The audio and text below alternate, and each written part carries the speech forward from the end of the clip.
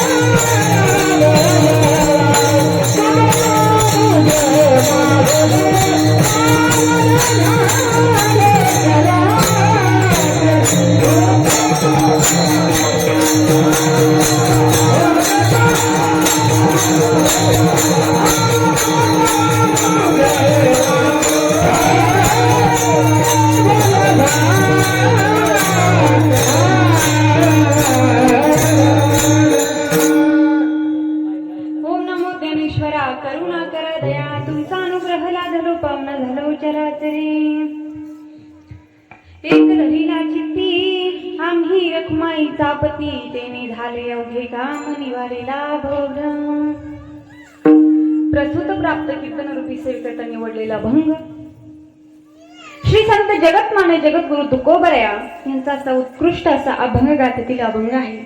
या अभंगामध्ये श्री तुकोबराया जो अनुभव स्वतःच्या जीवनामध्ये तुकोबरायांना आला तो अनुभव स्वतः तुकोबराया आपल्याला व्यक्त करतात। काय सांगतात बरं तुकोबराया?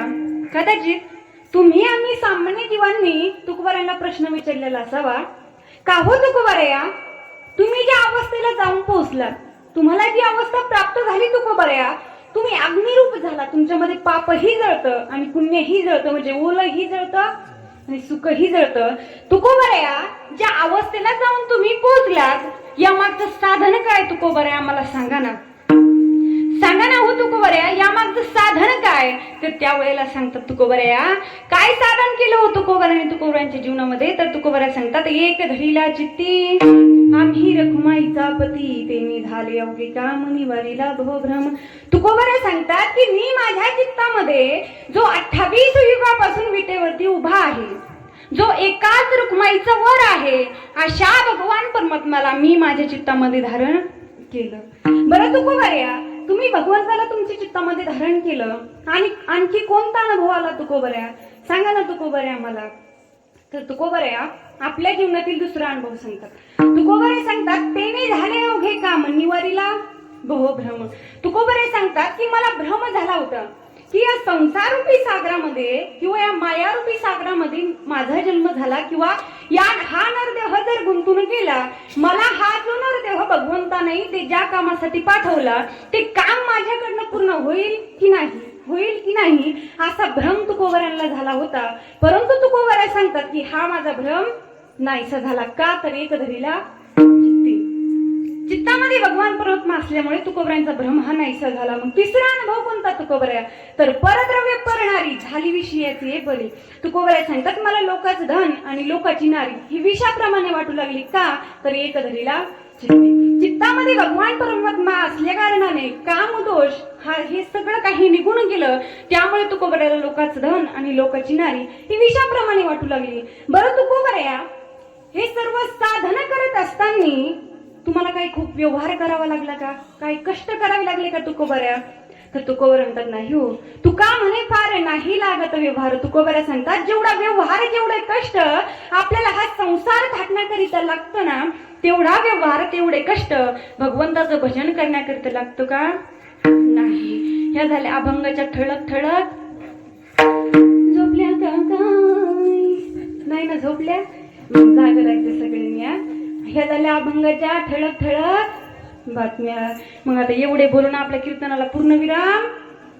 जाग्यात ना सगळ्या एकदा भजन करा. विठ्ठला.